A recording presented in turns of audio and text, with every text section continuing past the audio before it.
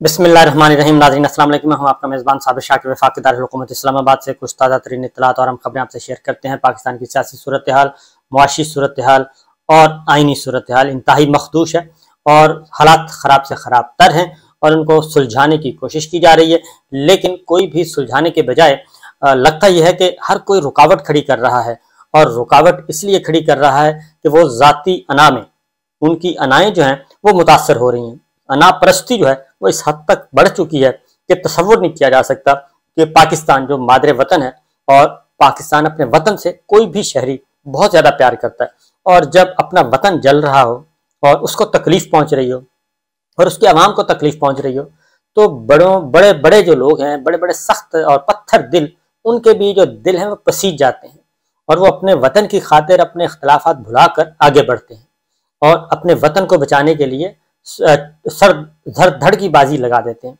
और ये सिर्फ किसी एक मजहब में नहीं है, तमाम मजहब में ऐसा है। हर वतन परस्त जो है वो किसी भी मजहब से ताल्लुक़ रखता हो, हर वतन परस्त अपने वतन पे इसी तरीके से जान कुर्बान करता है और वो अपनी धरती माँ पे जान भी कुर्बान करता है और उसके लिए कुर्बानियाँ भी देता है। पाकिस्तान के अवाम जो हैं वो तो कुर्बानियाँ दे रहे हैं, वो तो पिस रहे हैं और वो महंगाई की चक्की में पिस रहे हैं, वो बेरोजगारी की चक्की में पिस रहे हैं, वो बेतौकीरी की चक्की में पिस रहे हैं और वो बेइज्जती की चक्की में पिस रहे हैं। उनका तो दिन रात एक हो चुका है और ये आज से नहीं 75 साल से कुर्बानियां देते चले आ रहे हैं और उन्होंने इन कुर्बानियों की बदौलत उन्होंने हर किसी को आजमा के देख लिया। जो भी मुसल्लत हुआ, जो मुंतखब होकर आया, गैर मुंतखब होकर आया, जो भी मुसल्लत हुआ जमहूरी और गैर जमहूरी तरीके से, उन्होंने सब पे एतबार किया। पाकिस्तान के अवाम ने हर पे एतबार किया और हर किसी को सपोर्ट फराहम की। लेकिन 75 सालों में लगता ऐसे है कि पाकिस्तान के साथ किसी ने वफा नहीं की, बल्कि अपनी ज़ात के इर्द गिर्द वो घूमते रहे और अपने ज़ाती मफादात, ज़ाती अनात, अपनी ज़ात के इर्द गिर्द वो घूमते रहे। वो जितने ताने बाने बुनते रहे, उनके नज़दीक सबसे बड़ी उनकी अपनी ज़ात थी। और यहाँ तक के उन्होंने अपने इदारों को भी माफ नहीं किया, इदारों को भी नुकसान पहुंचाया, उनका भी मिलिया मेट किया। वो खा जमहूरी इदारे थे, खा वो गैर जमहूरी थे, वो सिविल थे या अस्करी इदारे थे, उन्होंने अपने इदारों को भी माफ नहीं किया।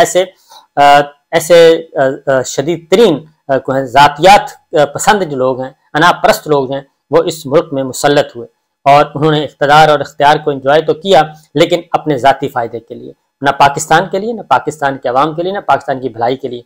किसी ने भी पाकिस्तान के सिस्टम को ठीक करने की कोशिश नहीं की, बल्कि जोड़ तोड़ की सियासत और तोड़ने की सियासत, जोड़ने की तो कभी की नहीं, बल्कि तोड़ने की सियासत ही होती रही है।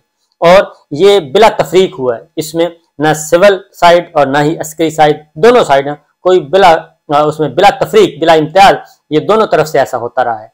और किसी ने भी सिस्टम को ठीक करने की कोशिश नहीं की, मुल्क को मजबूत करने की कोशिश नहीं की, बल्कि अन्य वाह लूटा है, अन्य वाह। और इसीलिए वो तमाम की तमाम शख्सियात, वो तमाम के तमाम ख़ानदान जो किसी न किसी ओहदे पर रहे, बाइख्तियार रहे, बाइक़्तिदार रहे, उनकी दौलतों के अंबार लगे हुए हैं, उनकी दौलतों के अंबार लगे हुए हैं। वो दुनिया के अमीर तरीन अफराद में उनका शुमार होता है और दुनिया भर में उनकी दौलतें हैं, उनकी हैं, उनके अजीज़ों की हैं, उनके रिश्तेदारों की हैं।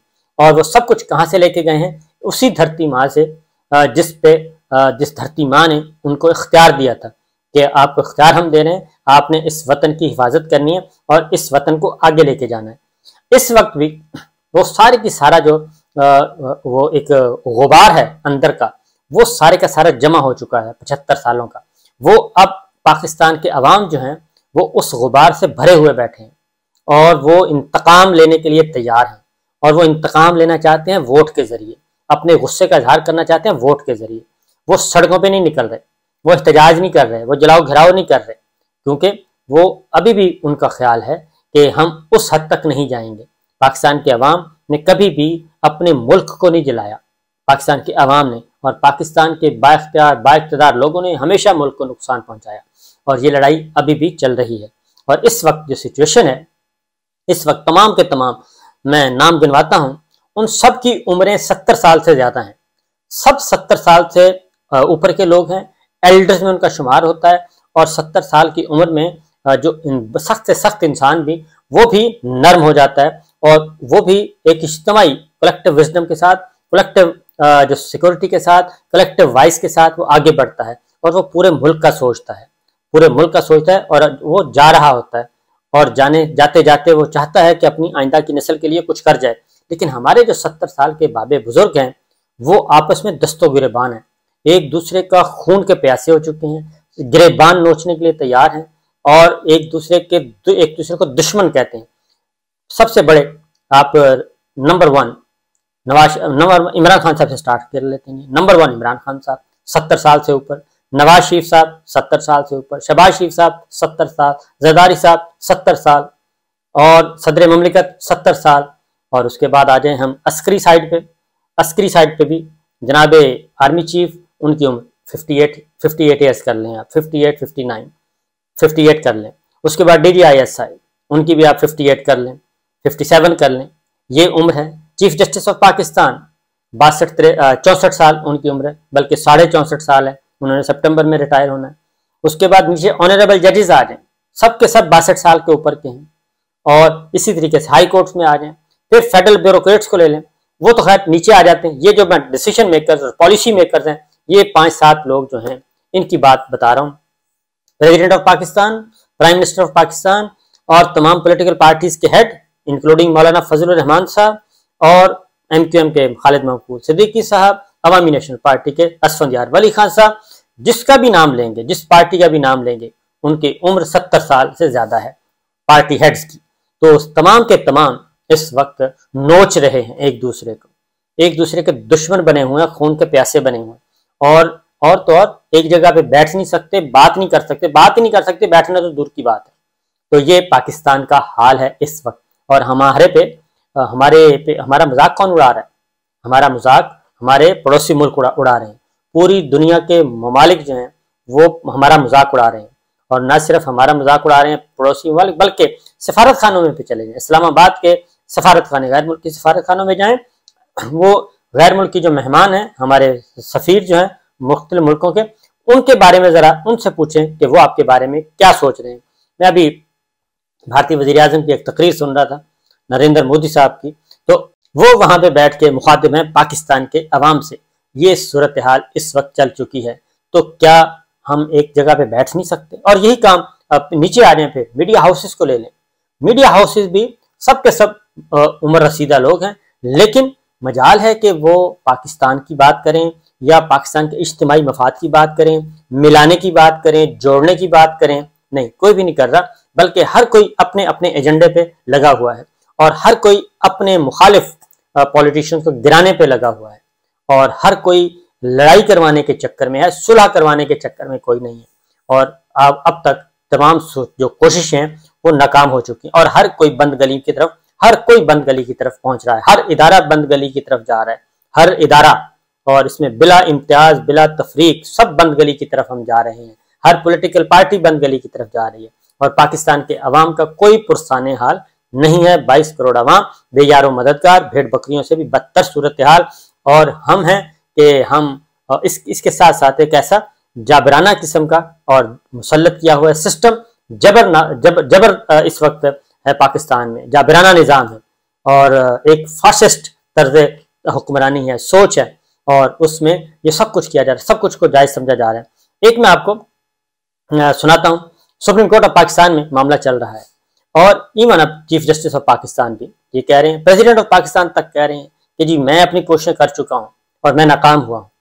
और इसी तरीके से तमाम के तमाम, ये फिर आके नीचे वुज़रा आ जाए, जो सेकंड टियर लीडरशिप है, उनकी उम्रें भी उनको देख लें। ये खिलंडरे नौजवान लौंडे जो हैं, ये गलियों बाजारों के लौंडे इस तरह के करें तो समझ आती है, लेकिन खिलंडरे नौजवान करें तब भी समझ आती है, यूनिवर्सिटियों के तालिब इल्म करें तब भी समझ आती है, जवानी का खून है, जोश है। लेकिन ये सब कुछ इस वक्त पाकिस्तान के साथ जो खिलवाड़ हो रहा है, ये सारे का सारा 70 साल और 65 साल के बाबे जो हैं वो आपस की दुश्मनियां, आपस की अना में इस कदर अंधे हो चुके हैं कि वो पाकिस्तान 22 करोड़ अवाम का मुल्क है, वाहिद इस्लामी जमहूरिया ममलिकत, जौहरी ताकत, उसके मुस्तकबिल को दाव पे लगाने से भी बाज नहीं आ रहे, और कोई अपनी नाक से आगे सोचने के लिए तैयार नहीं है। चीफ जस्टिस ऑफ पाकिस्तान कमरा अदालत में बैठे हैं और उनकी आंखों में नमी आ गई है, उनकी आंखों में आंसू आ गए कि ये हो क्या रहा है। और फिर और इस हद तक कि अपना मकसद हासिल करने के लिए इदारे तबाह कर दें, इंडिविजुअल्स को तबाह कर दें और कीचड़ उछालें बेपनाह किस्म का, और उसमें टॉक शोज करवाएं, सब कुछ करें, एक नैरेटिव बताएं, अपनी मर्जी के नैरेटिव बनवाएं। ये सारे का सारा हो रहा है। चीफ जस्टिस उमर अता बंदियाल साहब, उनकी एक गुफ्तगू में सुनवाता हूँ आपको, वो जरा सुनिएगा कि वो क्या कह रहे हैं। और क्योंकि उन्होंने 2 दिन का कहा है कि पूरी कौम के पास क्या, लीडरशिप के पास 2 दिन है, इन 2 दिनों में आप मिल बैठें और आपस में कुछ कर सकते हैं, कोई शर्म हया कर सकते हैं तो कर लें, और अगर ये दुश्मनियां खत्म कर सकते हैं, ना कोई जायदादें साझी हैं, ना कोई रिश्तेदारों की लड़ाई, रिश्तों पे लड़ाई है, ना जर का झगड़ा है, ना जमीन का झगड़ा, लेकिन हाँ सियासी जागीर का झगड़ा जरूर है, क्योंकि पाकिस्तान पॉलिटिक्स होती है खिदमत की, कि अवाम की खिदमत करनी है, पाकिस्तान को फलाही इस्लामी मुमलिकत बनाना है, एक फलाही मुमलिकत बनाना है, पाकिस्तान के अवाम का दुख दर्द जो है वो कम करना है। लेकिन यहाँ तो पाकिस्तान को जागीर समझा हुआ है, इन सारे बाबों ने पाकिस्तान को अपनी अपनी जागीर समझा हुआ है कि ये हमारी जागीर है और इस जागीर को हम अपनी डोमेन में किसी को घुसने नहीं देंगे, और जो घुसेगा उसको हम मार देंगे। और इसी तरीके से वो गुर्गे बारह दीदा वाला हाल है कि सारे खूनखार दरिंदे जो हैं बैठे हैं जंगल में एक दायरे की शक्ल में, गुर्गे बारह दीदा, वो कहते हैं कि और एक दूसरे की आंखों में आंखें डाल रहे हैं, सारे भूखे हैं और बस जो भी आंख झपकेगा उसी पे झपट पड़ेंगे और उसी को चीर फाड़ के खा लेंगे और अपनी भूख, अपने पेट की जो आग है वो बुझाएंगे, और उसके बाद फिर अगले शिकार का अपने ही गुर्गे बारह दीदा अपनी उन्हीं में से भेड़ियों में से किसी एक भेड़ियों को फिर अगले निशाना बनाएंगे। ये सब कुछ कर रहे हैं, लेकिन पाकिस्तान जो है वो जल रहा है और पाकिस्तान पुकार रहा है। और एक बात बता दूं कि पाकिस्तान के साथ माजी में जिस किसी ने भी, वो खा फौजी हुक्मरान था या वो सिविल हुक्मरान था, जिस किसी ने भी पाकिस्तान के साथ, इस मादरे वतन के साथ, मुमलिकत खुदादाद पाकिस्तान के साथ जिस किसी ने भी 2 नंबरी की है, वो इबरतनाक अंजाम हुआ है, उसका इबरतनाक अंजाम हुआ है और तसव्वुर नहीं किया जा सकता कि उसके साथ क्या हुआ है। ये हमारी तारीख भरी पड़ी है इस तरह से, मीर जाफर, मीर सादिक से भरी पड़ी है, और वो भी इख्तिदार में आए और इख्तिदार में जब होते थे, इख्तियार जब उनके पास होता था तो वो भी बहुत फिरौनियत, शद्दादियत, नमरूदियत होती थी उनमें, यजीदियत होती थी, लेकिन उसके बाद बेमौत मारे गए और बेतौकीरी से मारे गए, और ये उनकी अंजाम देखना पड़ेगा। अब मैं आपको चीफ जस्टिस पाकिस्तान का सुनाता हूँ, क्योंकि अब सारे के सारे टारगेट, सबका हदफ जो है वो चीफ जस्टिस ऑफ पाकिस्तान है कि किसी भी तरीके से इनको जेर किया जाए, क्योंकि ये हमारे रास्ते की रुकावट है। क्या फरमाते हैं चीफ जस्टिस ऑफ पाकिस्तान और क्या गलत फरमाते हैं, जरा सोचिए कि इससे ज्यादा बेहतर और क्या कर सकते हैं ऐसा चीफ जस्टिस। सुनिए। हमें उन पे नाज है, आप उनके अब जानशीन हैं, आपने उन्हीं असूलों को, रूल ऑफ लॉ को आपने प्रमोट करना है, उसको फरोग देना है। रूल ऑफ लॉ जो है, यकीन कीजिए, अच्छे माशरों का और तरक्की पजीर माशरों की एक निशानी है, और ये हमारे इस्लामी माशरे की भी एक बहुत बड़ी निशानी है, rule of law. So positive contribution करें इस सिलसिले में, और वो लोग जो कि रूल ऑफ लॉ के खिलाफ जा रहे हैं उनको आप मना करें। अमर बिल मारूफ व नही अनिल मुनकर, ये समझ लें कि रूल ऑफ लॉ जो है ये मारूफ अमल है, इसको आप परसू करें, प्रमोट करें। रूल ऑफ लॉ, अमर बिल मारूफ व नही अनिल मुनकर, ये चीफ जस्टिस ऑफ पाकिस्तान कह रहे हैं कि रूल ऑफ लॉ को आप मारूफ अमल समझें और इस पे अमल करें।